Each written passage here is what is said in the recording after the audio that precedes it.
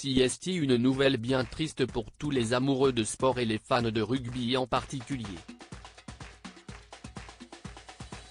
Après un week-end de pourtant festif avec la belle victoire du 15 de France face à l'Afrique du Sud au stade Vélodrome de Marseille en présence de Charlène et Albert de Monaco, le rugby français s'est réveillé hier avec une bien triste nouvelle. La mort d'un ancien joueur professionnel a été annoncée hier après-midi. Arrivé en provenance des îles Fidji pour venir jouer en France en 2008, Aquila Nawerkagi a évolué au sein de plusieurs clubs français. S'il a démarré sa carrière du côté de Lons-le-Saunier, il est ensuite parti à la section paloise, Pau, pendant 3 saisons.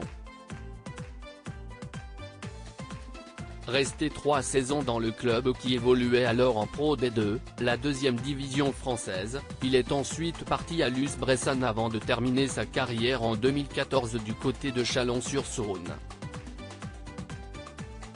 Suite à sa prolifique carrière, le Fidjien âgé de 39 ans a décidé de rester en France et s'était installé à Mercurey, Saône-et-Loire, où il vivait avec ses enfants. Leur mère vivait non loin d'ici, à Couche, et CST sur une route située entre les deux villes que le corps d'Aquila Nawerkagi a été retrouvé. D'après les informations du journal de Saône-et-Loire, ce dernier était porté disparu depuis la nuit de jeudi à vendredi après qu'il a quitté son domicile.